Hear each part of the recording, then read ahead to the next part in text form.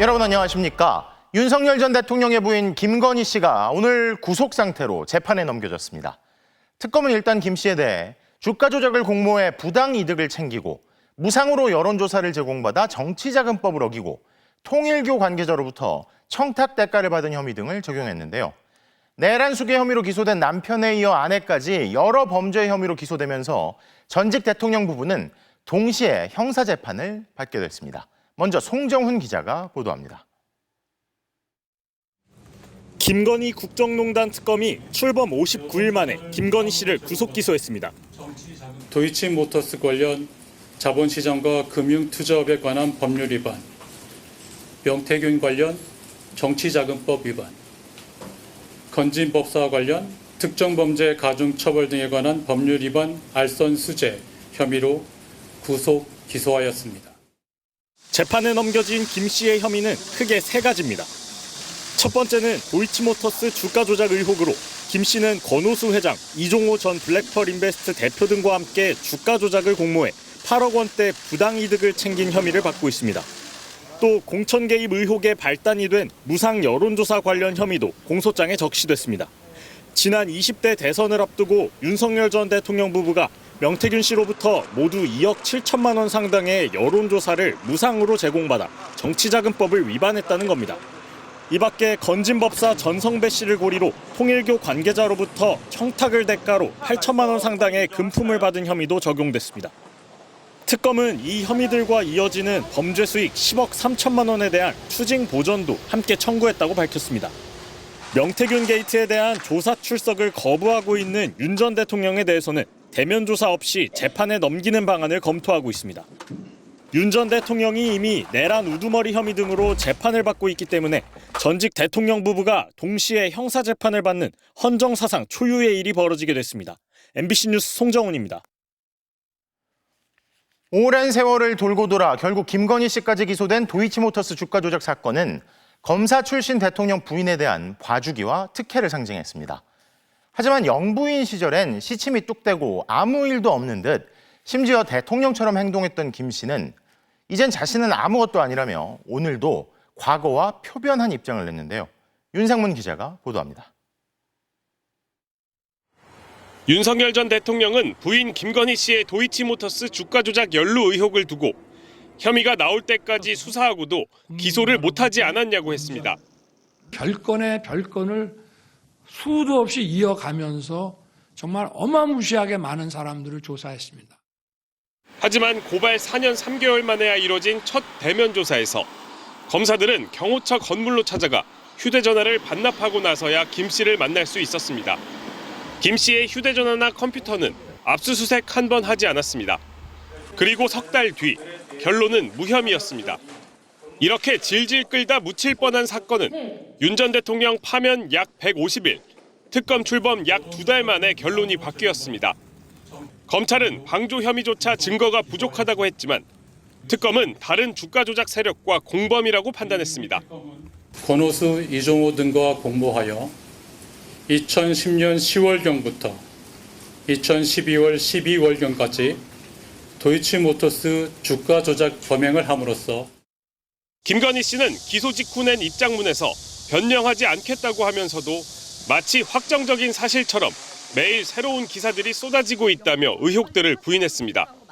매관 매직 정황 등 국정농단 의혹이 하루가 멀다 하고 드러나고 있지만 구체적인 언급은 하지 않고 가장 어두운 밤에 달빛이 밝게 빛나듯이 저의 진실과 마음을 바라보며 이 시간을 견디겠다고 했습니다. 호수 위 달그림자라며 자신의 내란 혐의를 부인했던 윤 전 대통령처럼 또 달에 비유한 겁니다. 국민에 대한 사과는 심려를 끼친 이 상황이 송구하다는 말뿐이었습니다. 과거 윤 전 대통령이 대선 후보였던 시절 권력을 잡으면 우리가 안 시켜도 수사기관이 알아서 입건한다는 취지의 발언을 했던 김 씨. 오늘 입장문에선 수사하느라 고생하신 특검 검사님들께 감사하다고 말했습니다. MBC 뉴스 윤상문입니다. 오늘 김건희 씨가 기소됐지만 김 씨 관련 특검 수사는 여전히 많이 남아 있습니다. 특검은 오늘 김건희 씨의 집사로 알려진 김예성 씨도 구속 기소했는데요. 특검 나가 있는 취재기자 연결합니다. 김지성 기자, 김예성 씨에게는 어떤 혐의가 적용이 됐습니까? 네, 특검은 김건희 씨 집사로 알려진 김혜성 씨를 횡령 혐의로 구속 기소했습니다. 김 씨가 설립에 관여한 렌터카 회사 IMS 모빌리티는 윤석열 정부 출범 바로 이듬해죠. 지난 2023년 사실상 자본 잠식 상태에서도 사모펀드를 통해 대기업과 금융기관으로부터 184억 원을 투자받을 수 있었습니다. 이 가운데 4분의 1인 46억 원은 김 씨의 차명회사로 흘러들어갔는데요. 특검은 김 씨가 이 차명회사 자금 등 총 48억 원을 횡령했다고 판단했습니다. 그리고 이 횡령액 가운데 일부를 대여금 처리했다는 의혹을 받는 김 씨 동업자였던 조영탁 IMS 모빌리티 대표, 그리고 투자 유치에 관여한 사모펀드 민경민 대표에 대해서도 30억 원대 배임 등 혐의로 구속영장을 청구했습니다. IMS 모빌리티 모재용 이사에 대해선 증거 은닉 혐의로 구속영장을 청구했는데요. 특검은 압수수색을 앞두고 모 이사가 컴퓨터를 정리하는 모습이 담긴 CCTV를 확보한 걸로 확인됐습니다.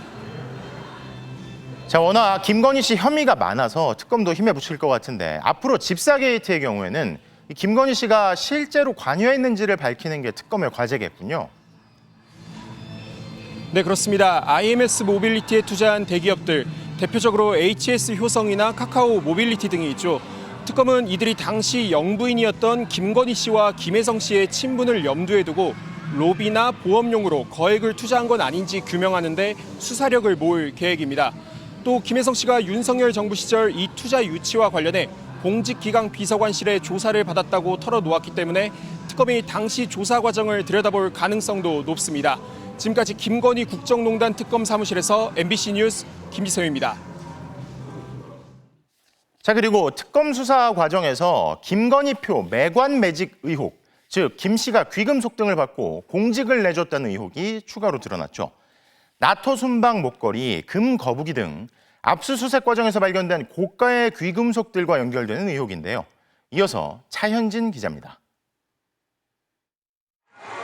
김건희 국정농단 특검의 다음 단계는 금품을 받고 정부 요직 자리를 줬다는 이른바 김건희표 매관 매직 사건들이 될 것으로 보입니다. 앞서 어제 특검팀은 이배영 국가교육위원장에 대한 강제 수사에 나섰습니다. 양평 공흥지구 특혜 의혹과 관련해 지난달 김 씨 일가를 압수수색하는 과정에서 이 위원장이 윤석열 전 대통령 부부에게 쓴 편지와 함께 금거북이가 발견됐기 때문입니다. 특검팀은 이 위원장이 친일 인사 옹호 등 이념 편향 논란에도 불구하고 2022년 9월 초대 국가교육위원장에 임명된 배경에 윤 전 대통령 부부에게 건넨 금거북이 등 금품이 있었던 건 아닌지 의심하고 있습니다. 특검팀은 김건희 씨가 이른바 나토 3종 귀금속을 받고 공직 자리를 내줬다는 또 다른 매관 매직 의혹 수사에도 속도를 내고 있습니다. 서희건설 이봉관 회장의 맞사위, 박성근 전 국무총리 비서실장 자택 등에 수사관을 보내 압수수색을 진행한 겁니다. 이 회장은 윤석열 전 대통령 당선 직후 1억 1,000만 원 상당의 목걸이와 브로치, 귀걸이 등을 김건희 씨에게 건네면서 사위인 박 전 검사에 대한 인사청탁을 했다고 특검에 자수한 바 있습니다. 특검팀이 금거북이와 목걸이 등 인사청탁에 쓰인 것으로 추정되는 실물을 확보한 건 물론 일부 인사에겐 자수서까지 받으면서 정점 김건희 씨를 향한 수사가 탄력을 받을 전망입니다. MBC 뉴스 차현진입니다. 이런 가운데 내란 특검은 내란 당일 한덕수 전 총리의 행적에 대해 새로운 사실을 공개했습니다. 한 전 총리가 스스로 계엄을 막으려 했다던 것과 달리 사실은 국무위원들에게 전화를 걸어 계엄 전 회의 참석을 독촉하고 서명을 반대하는 국무위원들에겐 서명하고 가라고까지 했다는 건데요. 이런 한 전 총리에 대해 청구된 구속영장을 법원이 기각한 가운데 오늘 특검은 내란 방조 혐의 등을 받는 한 전 총리를 불구속 상태로 재판에 넘겼습니다. 구승은 기자가 보도합니다. 12.3 비상계엄과 관련해 어떤 서류도 본 적이 없다던 한덕수 전 국무총리. 보고문이 놓여 있었다고 그러는데 자리에. 저는 본 적이 없어요. 한 사람. 국무회의 참석자들에게 서명을 받으려 했다는 의혹도 부인해왔습니다. 참석한 국무위원들의 사인 정도를 남겨두려 하셨던 것은 맞습니까? 그런 얘기가 나왔던 것 같은데 아무도 그렇게 할 생각이 없고 본인이 하신 것은 제가 한 건 아니시고, 아니에요. 네. 그리고 저도 그러면 물론 그 물론 안 자리에서 했습니다.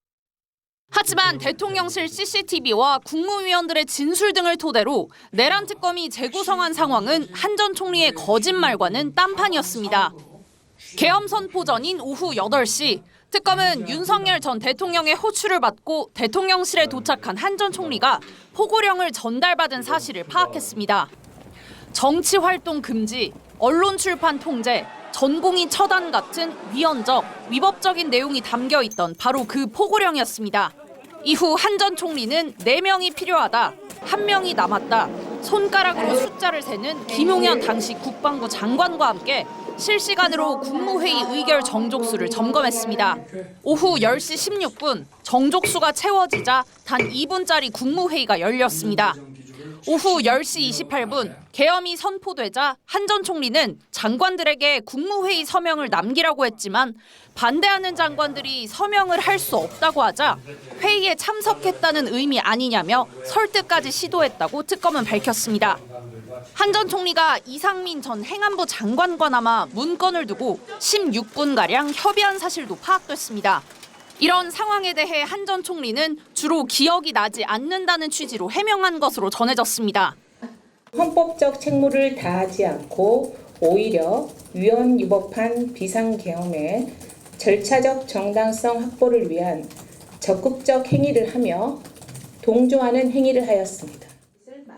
특검은 계엄이 과거 친위 쿠데타와 같이 성공할 것이라는 생각에서 비롯된 행동으로 보인다며 내란 우두머리 방조, 허위 공문서 작성, 위증 등 6개 혐의를 적용해 한 전 총리를 재판에 넘겼습니다. MBC 뉴스 구승입니다. 통일교로부터 거액을 받은 혐의로 구속영장이 청구된 권성동 국민의힘 의원이 영장 청구 약 5시간 만에 국회의원의 불체포 특권 포기를 선언했습니다. 하지만 이런 정치적 선언을 하더라도 헌법에 규정된 국회 체포동의안 표결은 예정대로 진행되기 때문에 사실 선언의 법적인 의미는 없고 국회도 여대야소라 포기라는 표현이 과연 적확한지는 의문입니다. 유서영 기자가 보도합니다. 통일교로부터 1억 원가량의 돈을 받은 혐의로 구속영장이 청구된 권성동 국민의힘 의원. 어젯밤 10시쯤 자신의 SNS에 글을 올렸습니다. 권 의원은 특검이 묻지마 구속영장을 졸속 청구했다며 불체포 특권 뒤에 숨지 않겠다고 했습니다. 불체포 특권을 포기하겠다는 겁니다. 하지만 국회의원의 회기 중 불체포 특권은 헌법에 규정돼 있습니다. 권 의원의 의사와 무관하게 국회가 체포 동의안을 표결해야 하는 것은 달라지지 않습니다. 이번 달 임시회가 끝나자마자 곧바로 정기국회가 예정돼 있어 계속해서 회기 중이기 때문입니다. 법원은 오늘 낮 특검에 권 의원의 체포동의 요구서를 보냈고 특검은 이를 다시 법무부로 전달했습니다. 불체포 특권을 규정한 국회법상 정부가 국회에 체포 동의안을 보내도록 하고 있기 때문입니다. 법원의 정해진 양식 역시 수시는 대통령, 참조는 법무부 장관으로 돼 있습니다. 대통령 재가를 받아 법무부가 국회에 체포 동의안을 보내면 국회의장은 가장 처음 열리는 본회의 일정에 이를 보고해야 하고 국회는 그로부터 24시간 이후 72시간 이내에 표결을 진행합니다. 체포동의안이 다음 달 1일 정기국회에 보고될 경우 4일까지 표결이 이루어지지 않으면 다음 첫 번째 본회의가 예정된 9일에 표결에 붙여질 가능성이 큽니다. 가결은 재적의원 과반 출석, 출석의원 과반 찬성으로 이루어지며 이후 법원은 구속 신문 일정을 지정합니다. 권 의원의 구속 여부를 결정하는 심사는 서울중앙지법 남세진 영장 전담 판사가 맡게 됩니다. 남 판사는 앞서 내란 특검이 청구한 윤석열 전 대통령의 구속영장과 김건희 특검이 청구한 건진법사 전성배 씨의 구속영장을 각각 발부한 바 있습니다. 다만 부결 시 영장은 곧바로 기각됩니다. 지난 2023년 9월 이재명 당시 더불어민주당 대표의 체포동의안 표결 당시 한동훈 법무부 장관이 구속 필요성을 설명했는데 이번에도 특검의 요청에 따라 정성호 장관이 직접 국회에 나가 권 의원 체포동의안 제안 설명을 할 예정입니다. MBC 뉴스 유사입니다. 장동혁 국민의힘 신임 대표는 싸우는 사람에게 공천을 주겠다며 강력한 대여 투쟁 의지를 드러냈습니다. 이제는 달라지겠다면서도 정부 여당과는 함께할 수 없다는 점을 강조한 건데요. 그런 와중에 대표적인 반탄파인 김민수 최고위원이 윤석열 전 대통령 접견을 이미 신청한 것으로 알려져 논란이 일고 있습니다. 김세영 기자가 보도합니다. 장동혁 새 대표 취임 후 첫 연찬회를 마친 국민의힘의 결론은 싸우자였습니다. 잘 싸우는 정당으로 만드는 것이 저는 혁신의 시작이라고 생각합니다.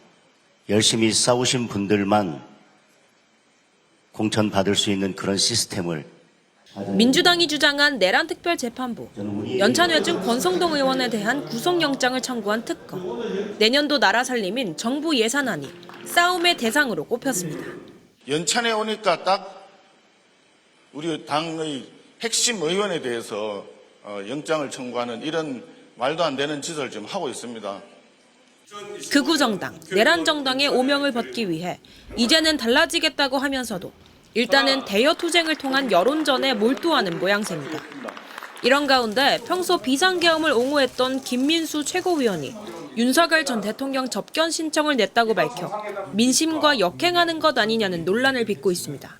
장동혁 대표가 대표 선출 과정에서 윤석열 전 대통령을 접견하겠다고 했습니다. 가시면 김 최고위원도 같이 가시나요? 저는 사실 접견 신청을 미리 내놓은 상태예요.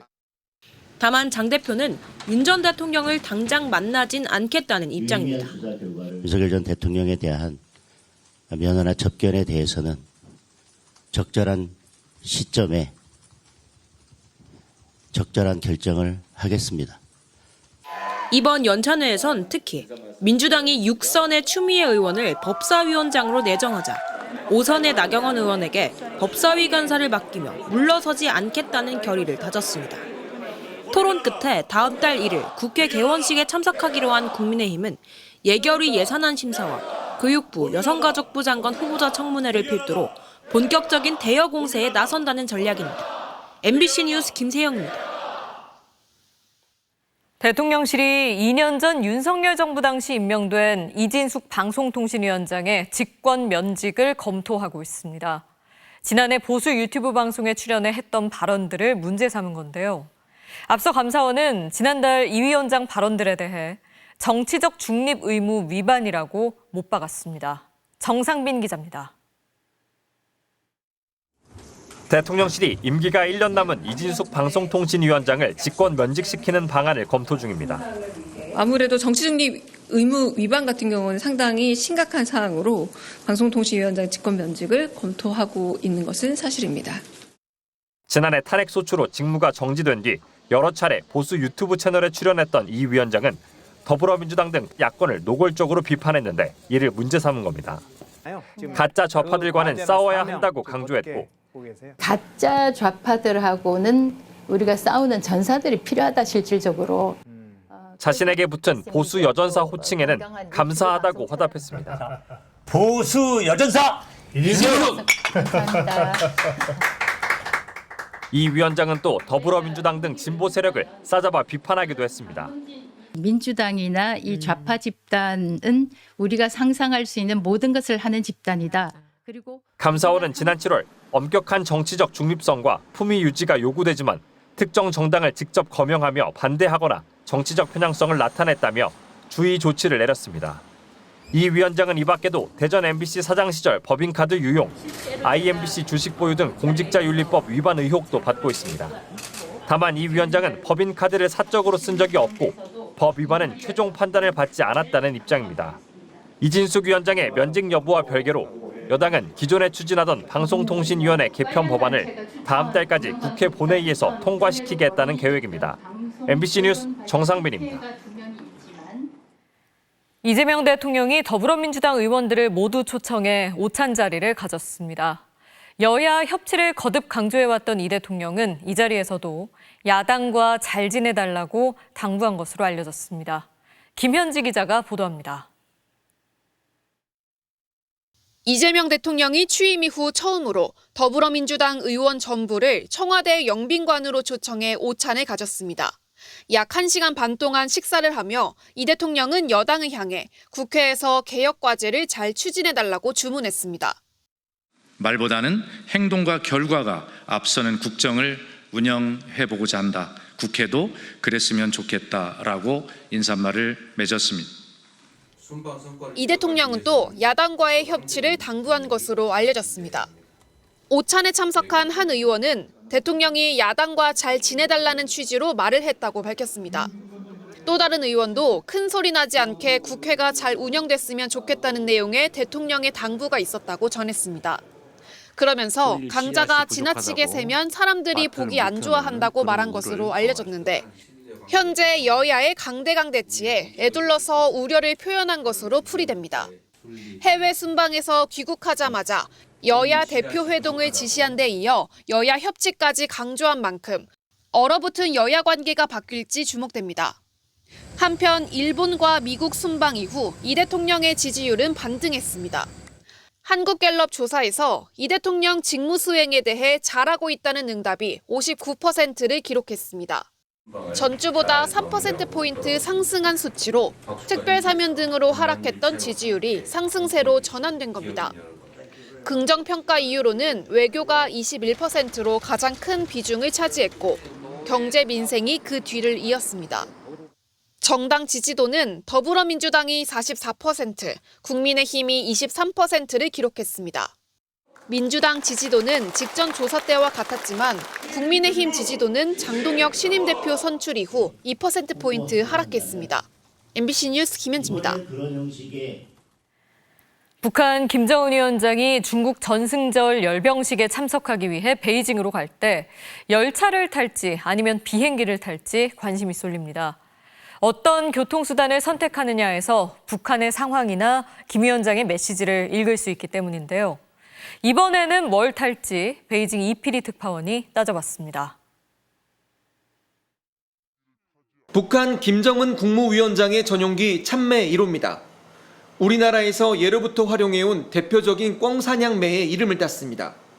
지난 2018년 5월 중국 다롄을 방문할 때 마지막으로 탔는데 평양에서 베이징까지는 비행시간이 2시간 남짓이어서 접근성 면에서 이번에도 이 참매 1호를 탈 수 있다는 전망이 있습니다.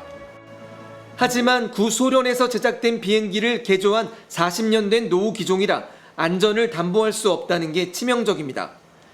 이미 김정은 위원장은 이 비행기를 타고 한 달 뒤 2018년 6월엔 중국 항공기를 빌려 타고 싱가포르 북미 정상회담에 갔습니다. 항공산업이 아주 발전해 있는 국가가 아니기 때문에 여러모로 비행기를 사용한 이동은 안전성은 좀 떨어진다고 봐야겠죠. 이 때문에 열차 이용에 무게가 실립니다.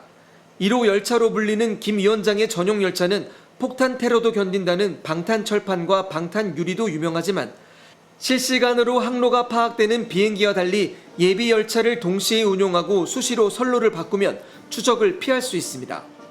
중국 항공기를 빌려 탔던 북미 정상회담 이후엔 해외 방문에 모두 열차를 탔습니다. 2019년 북중 정상회담 때는 베이징까지 20시간, 같은 해 베트남 하노이 북미 정상회담 땐 2박 3일간 무려 66시간을 열차로 달렸습니다. 김일성, 김정일 시대의 열차 외교를 계승했다는 해석이 있었는데 이번에도 그 역사를 이어갈 수 있다는 점도 전용 열차 선택 가능성을 높입니다. 중국 단둥의 접경지역 호텔들이 외국인 예약을 중단한 것도 김정은 위원장의 열차 이동을 위한 움직임으로 해석되고 있습니다. 베이징에서 MBC 뉴스 이필입니다. 일본을 비롯한 해외 언론들도 김정은 위원장의 중국 방문에 대해 높은 관심을 보이고 있습니다. 다자 외교 무대에 처음으로 등장하기로 결정한 배경에 대해서도 분석을 쏟아내고 있는데요. 미국 주도의 세계 질서에 본격적으로 맞서려는 움직임이라는 해석이 많습니다. 도쿄에서 신지영 특파원이 보도합니다. 일본 언론은 김정은 위원장의 전격적인 결정을 일제히 전하며 그 배경에 주목했습니다. 집권 후 처음으로 다자 외교 무대에 나서기로 결단한 것은 미국 때문이라고 분석했습니다. 니혼게이자이 신문은 북미 대화를 시작하려면 중국과의 관계 개선이 필요하다며 과거 김 위원장은 북미 협의에 앞서 반드시 중국 측과 사전 조율을 했다고 설명했습니다. 이런 계산은 중국의 이해와도 일치했습니다. 중국은 그동안 러시아와 군사적으로 밀착하는 북한과 거리를 두어왔지만 트럼프 정부가 북미 대화를 반복해 언급하자 중국의 대북 영향력을 과시할 필요가 생겼다는 겁니다. 아사히 신문은 북한 측에서 방문을 제안했을 가능성도 있다며 북중 양국은 러시아도 포함한 3국 협력을 최대한 연출하면서 미국 주도의 전후 질서 변경을 주장할 걸로 보인다고 전했습니다. 러시아, 중국, 유고국との関係も非常に密接にしてその国際環境ですね、自分の置かれた国際環境を有利な形に持っていきたいと。 로이터는 미국으로부터 제재를 받는 나라 지도자들이 나란히 서며 서방에 대한 연대를 과시할 예정이라고 전했습니다. 일본 정부는 제3국 간 이야기라며 지켜보고 있다고만 밝혔습니다. 建設的かつ安定的な関係を双方の努力で構築するという大きな方向性を確認をしております。 다만 AP는 공동의 목표에도 불구하고 세 나라가 어디까지 협력할지는 명확하지 않다고 지적했고 니케이 신문 역시 모두 미국과 대립하고 있지만 각자의 전략과 계산상엔 동상이몽적 측면이 존재한다고 분석했습니다. 도쿄에서 MBC 뉴스 신지영입니다.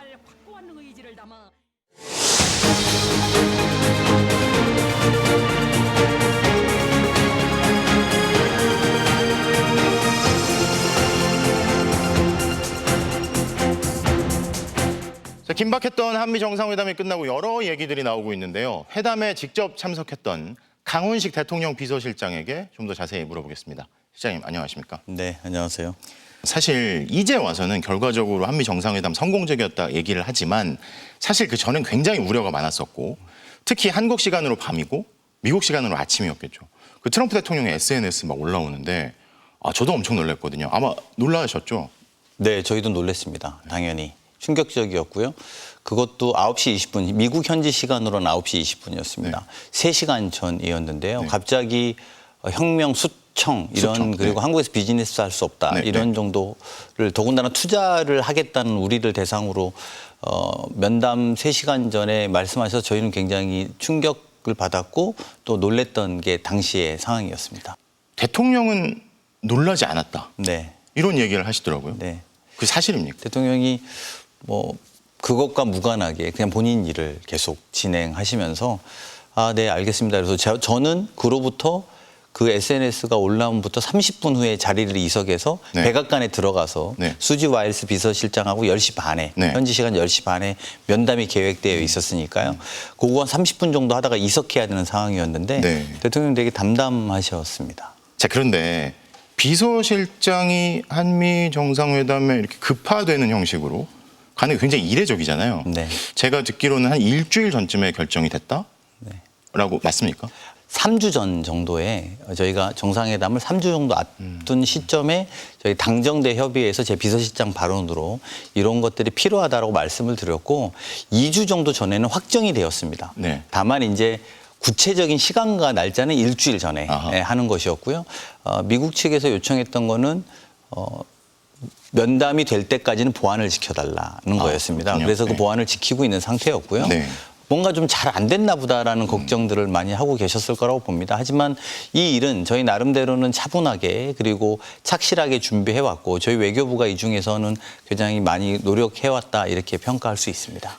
생각보다 그 긴장된 분위기가 대통령끼리 만나고 나서는 금방 풀린 것 같았어요. 맞습니다. 그리고 트럼프 대통령도 이게 가짜뉴스라는 걸 알고 있는 것 같고 심지어 또 아침에 또 들으니까 이재명 대통령이 당선될 걸 알고 있었다, 보고받고 있었다, 뭐 이런 이야기도 하던데요. 이재명 대통령과 이제 비공식 이야기지만 다른 이야기는 제가 외교상의 위험이 될 수 있기 때문에 말씀드리기 어렵지만 사적인 이야기를 잠깐 이재명 대통령이 먼저 꺼냈습니다. 트럼프 대통령하고 나온 공통점이 많다. 첫 번째는 우리는 다 테러를 당한 경험이 있다. 그리고 두 번째는 당신은 공화당에서 최고 득표를 했고 나는 민주당의 최고 득표수를 했던 후보다 이런 이야기를 막 나누고 있었습니다. 이제 그 과정에 내가 들었다. 나는 당선될 가능성이 높다고 들었다. 이렇게 한마디 말이 있었습니다. 근데 저는 이제 그것으로 보면 소위 부정선거라고 하는 주장들을 일각해서 하는 것에 대해서 트럼프 대통령은 그렇게 생각하지 않는다라고 제가 느낄 수 있었다는 말씀을 드린 적이 있습니다. 이재명 대통령의 어떤 모습도 굉장히 인상적이었어요. 평소에는 그렇게 앉지 않는 모습이 많이 있는 것 같은데 의자 끝에서 허리를 꼿꼿이 세우고 그리고 계속 이렇게 아이 컨택을 하고 눈을 맞추면서 이것도 사실 굉장히 신경을 많이 쓴 거라고 생각해도 되겠죠. 그 뒤로 여쭤봤습니다. 왜 의자를 빼줬는데 앉지 않았냐고. 그렇죠. 그거 궁금했습니다. 그 본인께서 경상도 사람의 예의 같은 거라고 이렇게 표현하셨습니다. 그러니까 그것은 이게 한국식의 예일지는 모르지만 트럼프 대통령도 우리가 굉장히 정중하게 이 정상회담을 임하고 있다는 것에 대해서 느끼셨을 거라고 생각합니다. 대통령 되기 전에도 자주 보셨고 네. 된 후에는 쭉 보시고 대통령이 된 이재명 대통령과 그 전에 이재명 대표, 의원은 많이 달라졌습니까? 제가 옆에서 보면서 약간 놀랍게 생각하는 부분은 보통 권력자들은 성을 쌓습니다. 네. 뭐 굳이 이전 대통령이라고 제가 표현해야 될지 모르겠습니다만 성을 쌓고 성 안에 들어가서 본인의 위치를 즐기는 게 보통 권력자들입니다. 그래서 소위 성역이라는 걸 만들지요. 네. 저는 이재명 대통령 끊임없이 성을 밖으로 나오려고 합니다. 한미 정상회담으로 첫 단추를 잘 뺀 것 같고요. 그런데 이제 국내적으로 보면 뭐 외부적으로도 여러 숙제들이 남아있지만 민생 또 여러 과제들이 있잖아요. 저희한테 가장 큰 도전은 국내외적 상황을 모두 종합했을 때 경제 문제입니다.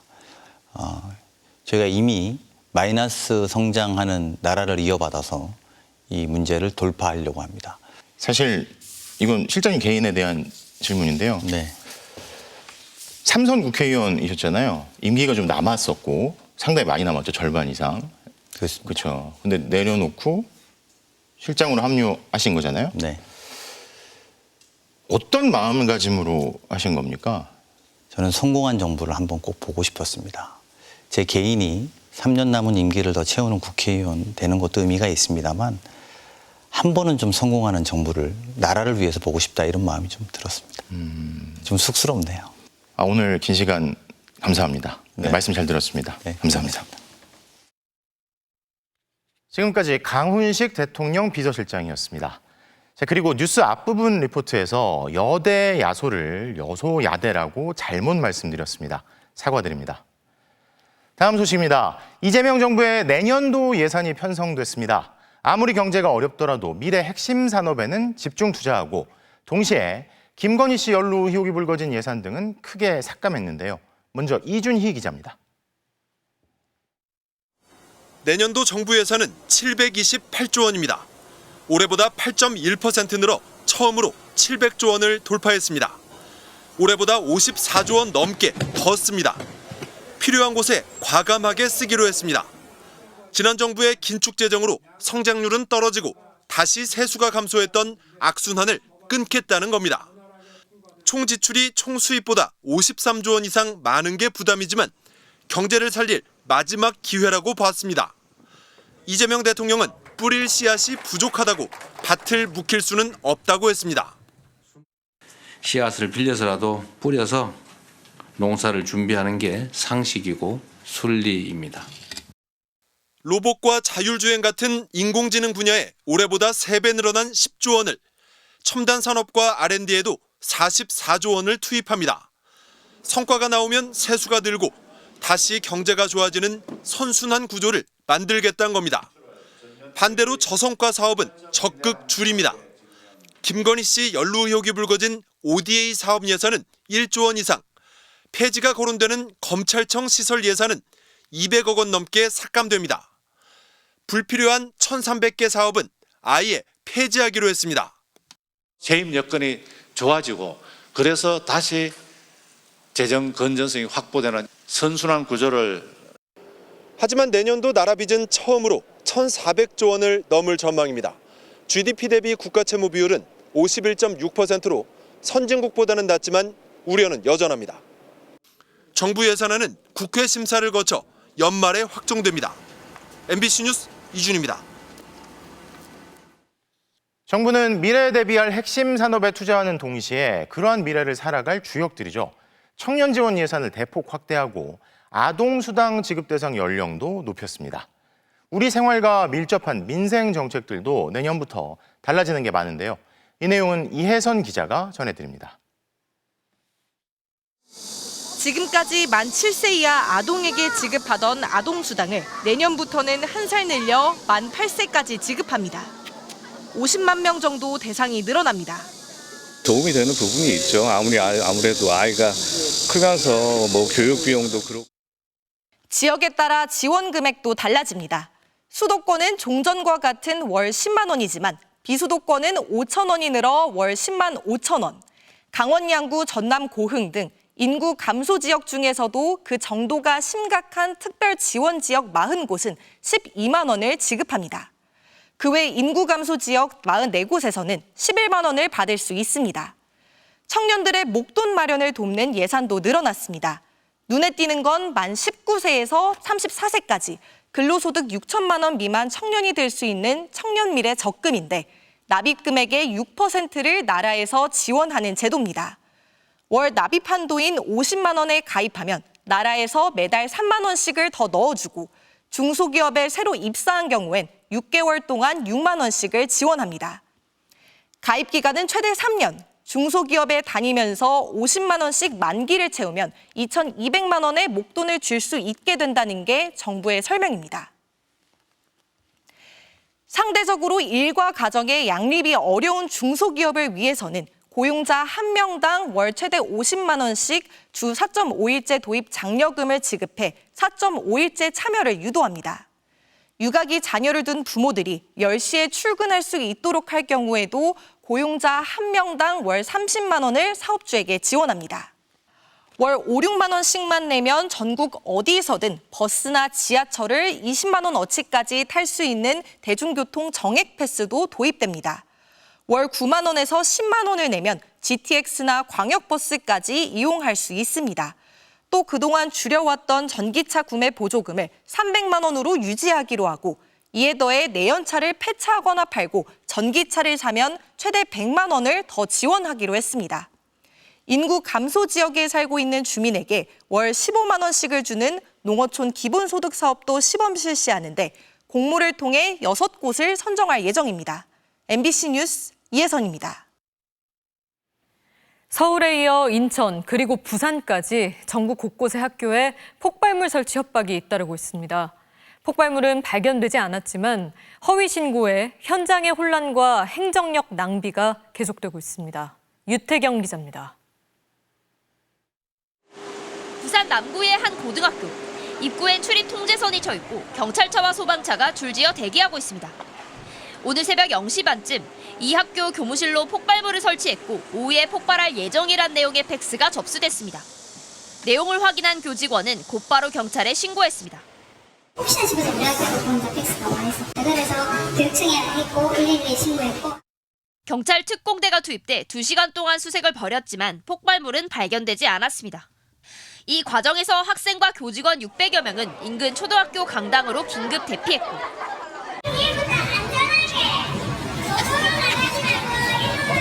학생들의 놀란 가슴을 쓸어내려야 했습니다.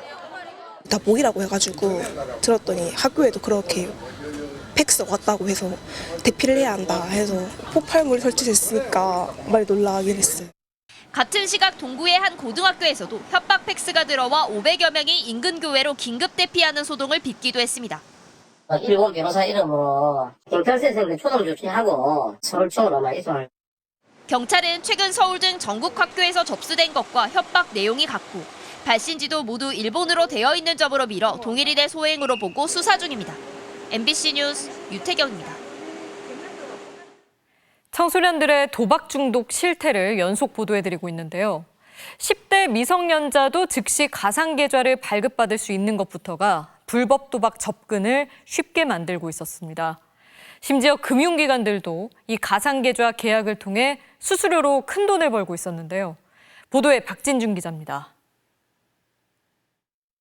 청소년들이 공짜 웹툰과 영화를 보기 위해 즐겨 찾는 사이트. 쭉 나열된 불법 도박 광고들에 쉽게 눈이 갑니다. 문구에 가고 공짜 많이 2만 원 보너스 있다는 거고 그거 뭐지 하고. 이름과 연락처만 입력하면 별도의 확인 절차 없이 즉각 가상계좌가 발급되고 게임 머니 충전도 간단히 끝납니다. 바로 계좌로 들어가요. 공과금이나 등록금 납부에 주로 쓰이는 가상계좌는 불법 도박 사이트에도 유용한 거래 수단이 됩니다. 건설사나 광고회사로 둔갑한 결제 대행사들이 은행에서 가상계좌를 발급해 도박 사이트에 빌려주는 겁니다. 지난해 3월 강원도 원주의 한 신협 지점에서는 29개 결제 대행사가 35만 개의 가상계좌를 만들어 불법 도박 사이트에 넘겼다 금융당국에 적발됐습니다. 서류 쓰러 오라 그래서 그냥 가서 서류 쓰기만 하고. 이 신협 지점은 결제 대행사와 계약을 했을 뿐 불법 도박 사이트에서 쓴 것을 몰랐다고 해명했습니다. 하지만 계약 업체들의 말은 다릅니다. 실사 나온다고 그냥 차 한잔 마시고 저녁에 접대를 하고 술을 먹이고. 단속에도 불구하고 이 지점은 올 3월까지 계속 가상계좌 영업을 이어갔습니다. 1년간 거래액은 무려 9조 880억 원. 입출금 한 건당 250원의 수수료를 받아 수십억 원의 수익을 거뒀다고 합니다. 금융기관들의 은밀한 거래가 계속되는 사이 청소년을 노리는 도박 영업은 여전히 성행 중입니다. 아무래도 신생 업체 쪽에서 젊은 애들이 많이 들어와줘야 그렇게 하기도 쉽고. 도박 중독 치료를 받은 청소년은 지난해 2,600여 명, 4년 사이 2배 넘게 늘었습니다. 지금 아이들이 계속 도박을 하고 있어요. 지금 이 순간에도. 정부가 우선 상시 모니터링을 해야 됩니다. 다음 은행 한라인을 통해서 계좌를 잠금냅니다. 소문이 나기 시작하면 청소년은 철저하게 안 받습니다. MBC 뉴스 박진준입니다. 요즘 무인 매장 쉽게 볼 수 있죠. 허술한 성인 인증 시스템이 문제입니다. 전자담배, 성인용품을 파는 판매점에 다른 사람 신분증으로 쉽게 출입하고 심지어 청소년 카드로 결제까지 가능한 상황인데요. 신분증 인증 말고는 다른 규정 자체가 없습니다. 김준겸 기자가 현장 취재했습니다. 24시간 무인 전자담배 판매점입니다. 19세 미만은 이용이 안 돼서 담배 자판기에 성인 인증 장치가 달려 있습니다. 그런데 다른 사람 신분증을 갖다 대도 인증이 됩니다. 꽂으면은 그냥 간단한 확인 절차도 없이 나온다고 들어. 청소년 여부를 가릴 수 있는 얼굴 인식 카메라가 없는 이상 무용지물인 겁니다. 결제 방식도 문제입니다. 소유자들의 허가를 받아 여성 신분증과 청소년 체크카드로 액상형 전자담배를 한번 구입해 보도록 하겠습니다. 성인 인증이 완료되었습니다.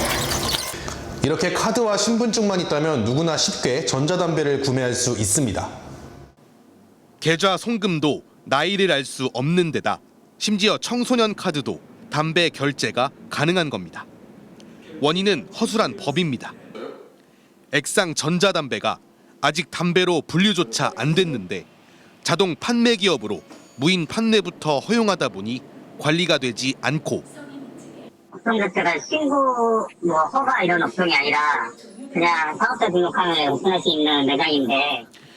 휴대전화, 얼굴 인식 등 청소년 출입을 막을 인증 기술은 이미 상용화됐지만 관련 규정이 20년 전 신분증 인증에만 머물고 있기 때문입니다.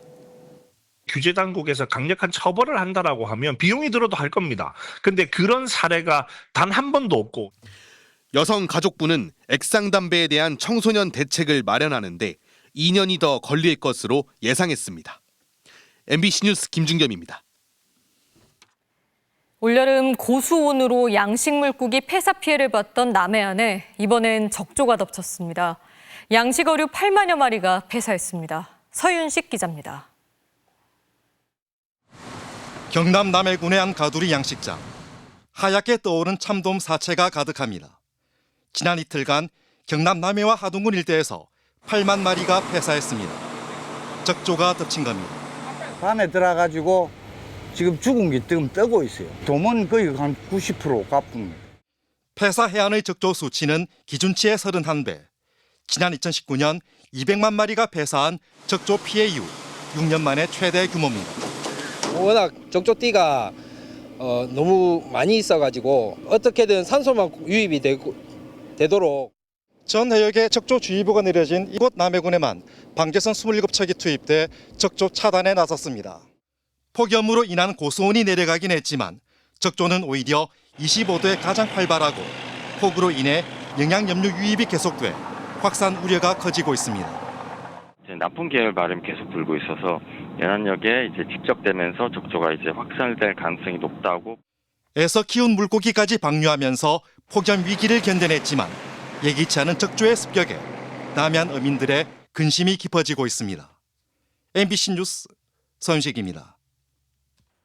어제 프로야구에서 가장 화제가 된 장면이죠. 한화의 정우주 선수가 직구만 9개를 던져 세 타자 모두 3구 3진 처리하면서 메이저리그 스타우트들의 관심을 한몸에 받았습니다. 7회 말 노아웃 1, 2루 상황에 등판한 정우주. 초고 151km 직구에 헛스윙이 나오고요. 연속 직구로 임지의 삼진. 다음 타자 김웅빈 역시 ABS존 좌우를 공략하며 3구 3진 만들어냅니다. 출렁이는 분위기에 선발 폰세를 주목하던 스카우트들도 바빠지는데요. 한편 표정 변화 없는 정우주. 하디네스에게도 몸쪽, 바깥쪽 아주 거침이 없습니다. 기대감이 최고조에 오른 상황. 역시 한복판 강속구로 삼진입니다. 스카우트들이 박수치며 환호를 했고 더그아웃도 난리가 났습니다. 한 이닝 3구 3진 3개는 역대 11번째고 신인으로는 작년 김태견 이후 2번째인데요. 특히 직구 구사율 1위답게 150km대 직구만 9개를 던졌다는 게 대단합니다.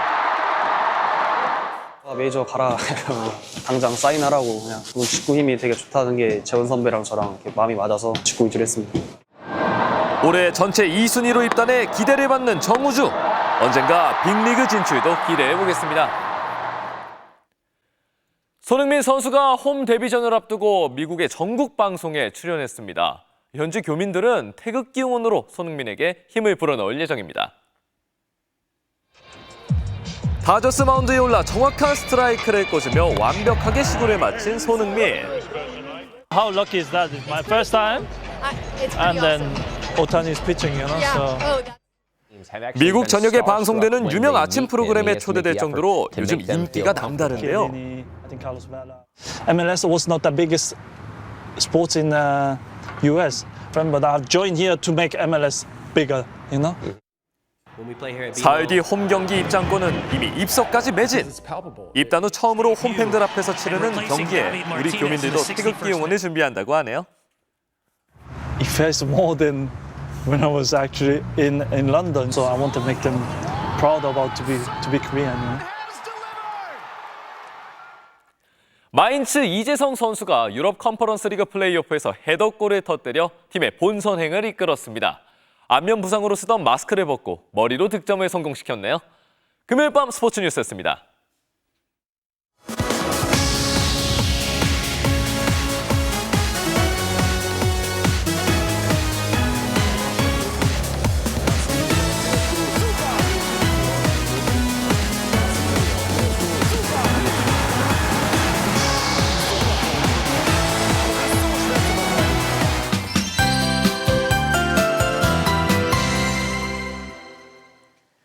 오늘 수도권 지역은 한때 강한 소나기가 내렸습니다. 지금 위성 영상 보시면 중부지방엔 구름이 가득하고요. 북태평양 고기압 가장자리를 따라 습하고 따뜻한 공기가 남서풍을 타고 유입되고 있습니다. 따뜻한 수증기를 뿜은 공기덩어리가 상승해 강한 비구름이 만들어졌고요. 서울은 불과 10분 사이 앞이 잘 보이지 않을 정도로 세찬 소나기가 쏟아졌습니다. 주말인 내일도 전국 대부분 지역에서 소나기가 계속되겠습니다. 새벽부터 아침 사이 서울과 경기 북부, 강원 북부에는 시간당 30mm 안팎의 강한 소나기가 내리는 곳이 있겠습니다. 휴일인 모레는 전국에 차츰 비가 내릴 텐데요. 남부와 제주를 시작으로 밤에는 서울 등 중부지방에서도 비가 내리겠습니다. 비의 양은 5에서 많게는 40mm가량입니다. 다음 주면 9월로 접어드는데 무더위는 물러갈 기미를 보이지 않고 있습니다. 9월의 첫 주에도 서울의 한낮 기온 32도 안팎을 보이겠고요. 그나마 아침 기온은 다소 낮아지겠습니다. 내일 소나기가 내리면서 벼락이 치고 돌풍이 부는 곳이 있겠습니다. 내일 아침 기온 보시면 서울이 26도로 열대야가 이어지겠고요. 한낮 기온은 서울이 31도, 대구 35도까지 오르겠습니다. 날씨였습니다. 금요일 뉴스데스크 오늘 순서 여기까지입니다. 시청해주신 여러분 고맙습니다.